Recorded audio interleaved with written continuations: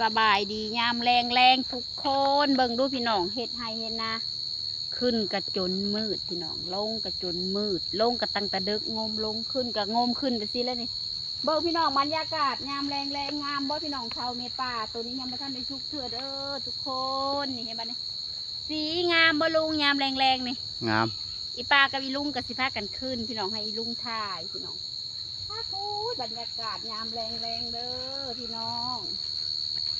เขาบ่มีเงินจ้างมูพี่น้องตื่นตะเดึกก็ลงมาเกี่ยวตะเดึกขึ้นก็ขึ้นมืดไปสิแหละพี่น้องมันจะได้นาวิ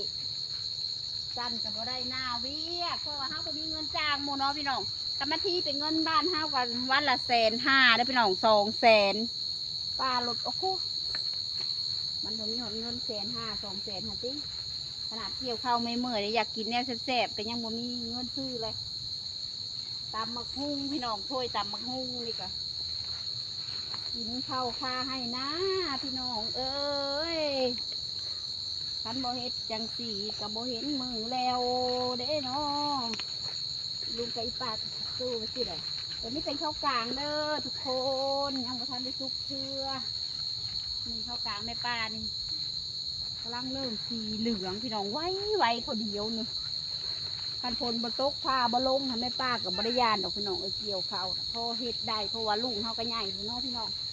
เขาเฮ็ดตามใจเขาเมาเมดมือจังสิอันน่ะแม่ป้าก็บริเอาหลาน2 มือเลยด้วยพี่น้อง2 มือแล้วบริไกลหลานนะแต่เมาเกี่ยวเขาพี่น้องเลยบริไกลหดใบเขาอีป้าก็ตื่นมากับมืดตื่นมาก็ลงตะโดกทำมากับแบบที่ได้งมมืดขึ้นบริไกลใบเข่าแต่ใกล้กกเข่าแม่แต่ใกล้กกเข้าพี่น้องแต่บริใกล้ใบเข้าก็บรรยากาศงามแรงนี่ดูสิกิลีดพี่น้องห้องจะลีด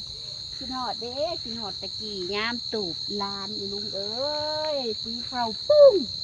เดินแจงแต่ง้อยยาปุ้ยนี่พี่น้องตัวนี้ซุกเลยนี่เห็นบ่ทุกคนซุกลำอื่นไม่ปลากับเกี่ยวทางที่อีกละเขาอีปลายลุงพายทางนี้ผัดสีเขียวพี่ดอกพายทางนี้ซุกแล้ว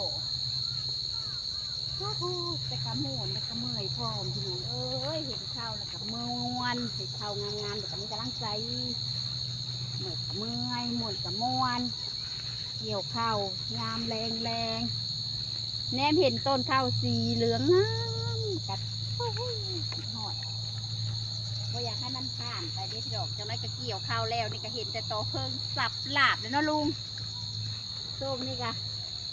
ฮะโอ้ยแนมเห็นบรรยากาศกันยังงามอยู่ได้นี่อีกจะไม่เขาเกี่ยวข้าวเอาเบอร์ดีกว่าโก้นี่กะเห็นแต่ตอเพิ่งแล้วเอาพี่น้องลุงอย่ามาใกล้กล้วยดิ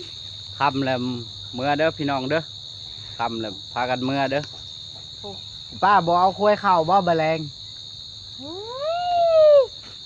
สิเอาข้าวได้แล้วมันสิมีแห้งกับข้าวบ่เกี่ยวข้าวกับเมื่อยบัดมือบัดเว้นแหละป้าบอกเอาคุ้ยข้าวบ่คำเลยเนาะเด่นลืมอ่างวางควายลูกลูกเอ้ยคำเลยมืออื่นจังไรลงให้หน้าตัวเขากูบรรยากาศโอ้ยมันกินแล้วเนาะมันกินยาโบอิ่มเฮ้ยไปลงไปมือเพราะอะไรพี่น้องไอ้คำมืดแล้วป้าขึ้นบายพี่น้องลุงพันธ์ชนะชาแนลก็ขอจบคลิปเพียงสำนี้พี่น้องฝากกดไลค์กดแชร์ให้ป้าเนี่ยเด้อพี่น้องเด้อบายบายเป็นกำลังใจให้ป้าเนี่ยเด้อใครจะกินข้าวใหม่แล้วมาเกี่ยวข้าวนะอีป้าเด้อพี่น้องบายบายพี่น้องมดชูคูสุคนเด้อพี่น้องเด้อบายบาย